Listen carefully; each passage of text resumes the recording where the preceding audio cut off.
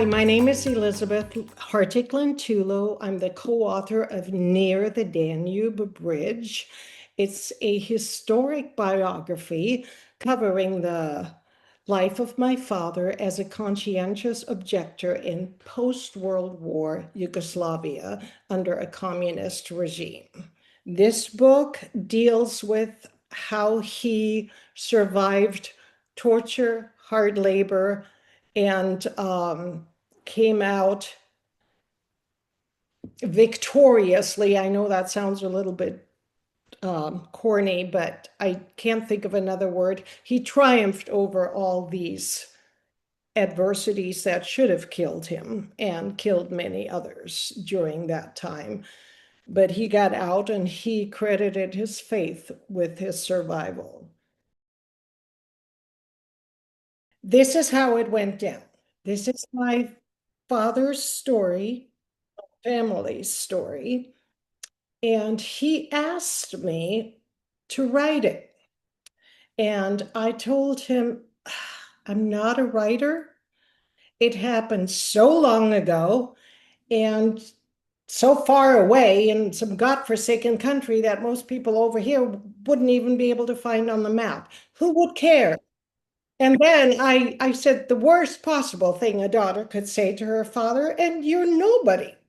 So, and he just kind of shrugged and let it go and didn't bring it up again.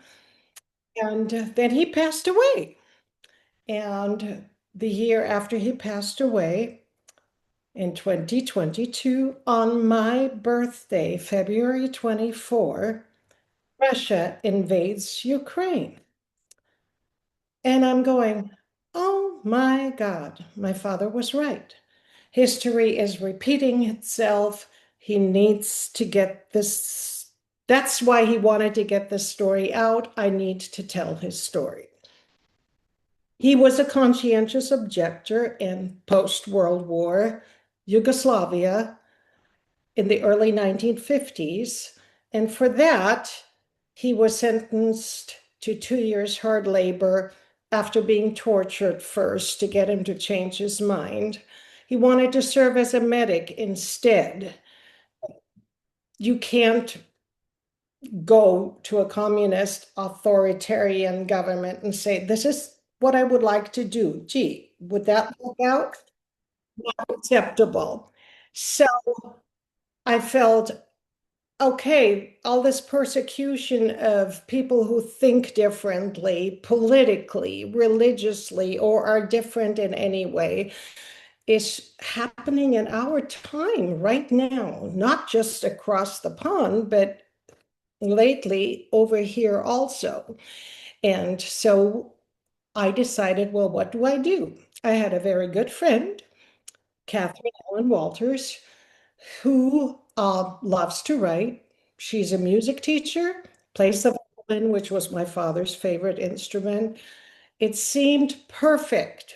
So I asked her, would you write this? And she said, yes, absolutely. So we worked on this together. I did all the research, I provided her with all the materials, and she did the writing. And so that's why I consider myself the co-author and refer to her as the writer author. That fortress you see at the top of the hill is where my father was held for 9 days and tortured severely. And that is right on the Danube in Serbia. It's called the fortress at Petrovaradin. And it was used as a military base and military prison at that time. And now, interestingly enough, it's a big tourist attraction. It's full of shops and restaurants. And one of my cousins actually got married there. So that is on the cover of the book. And where you see these old pillars there, that's from the bridge that my father could see from the fortress.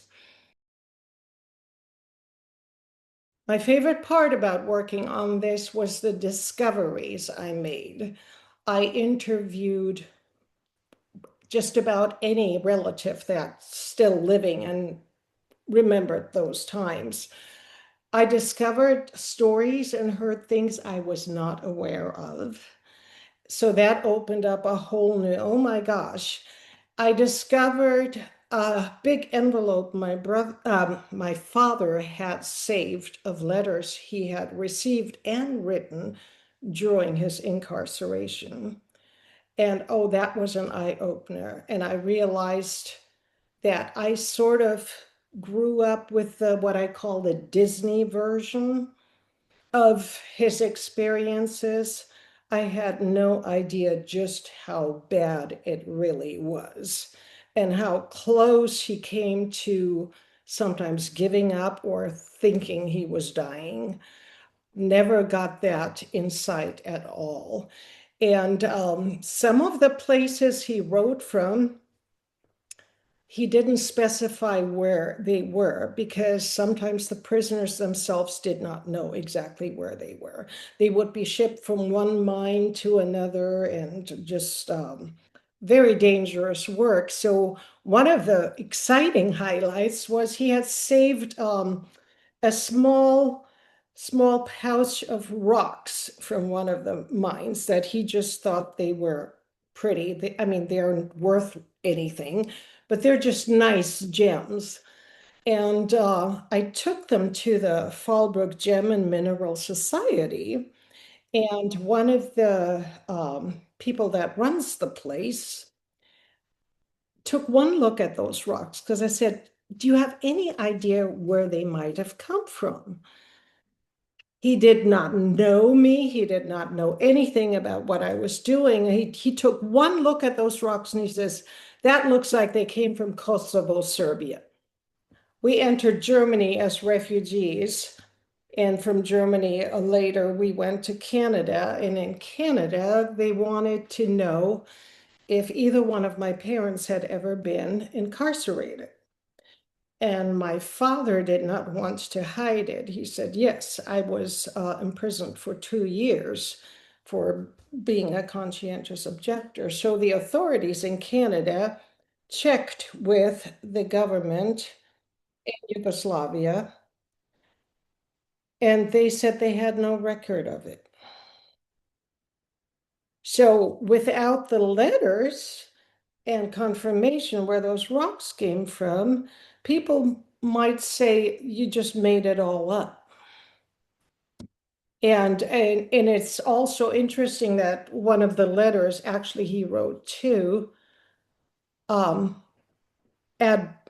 came from that fortress, and I actually Googled it. I Googled that address because it's no longer, is a usable address, and it gave me that exact fortress. He was so frustrated by the complacency he felt was all around him in the Western world, and that included Germany, Canada, and then especially the United States. Everybody was so complacent and dismissing Russia or China as a potential danger in the future. And there were some family members that I know would make fun of my father. Says, "Oh, nobody worries about Russia anymore." And he says, "You cannot stop worrying about Russia, even if they've taken a break from expanding and attacking and wanting to rule. You cannot relax."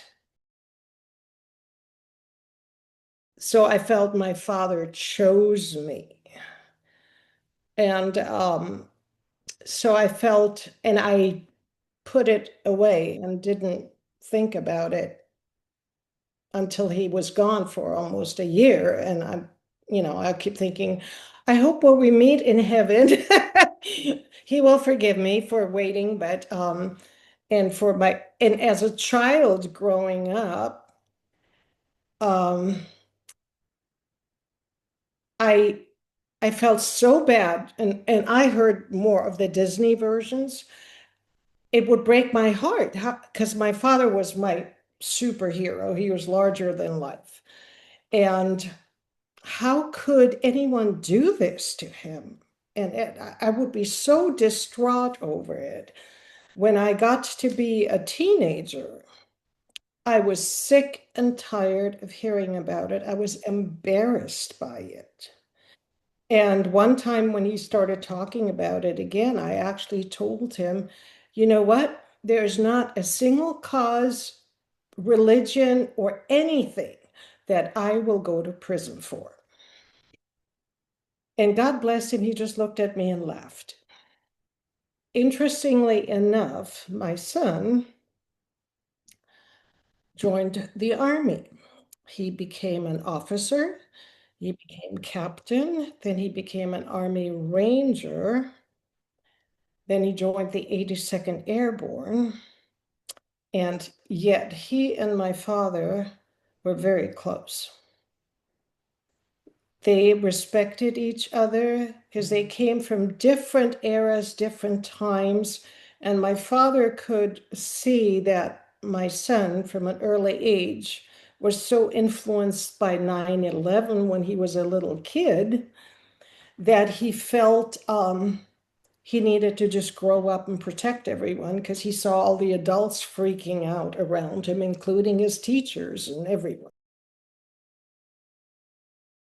He played the violin. That was his favorite instrument, and his dream was to play in a symphony. And he was everyone in his family was very musically talented, and that was his calling. The other wonderful thing about Catherine being the writer is I mentioned because she also played the violin, and she's a trained musician, very good one. And she's also a music teacher and a private tutor. She could relate to my father's love of music, and she could understand how that also kept him going and gave him strength. So between his faith and his love of music, she could relate and understand how that affects a person. And so that was she was perfect for it. And he ended up always teaching children music on the side, especially the violin. This is where I said Catherine could understand. He loved teaching. We've won 7 awards and placed as finalists in 2 different competitions.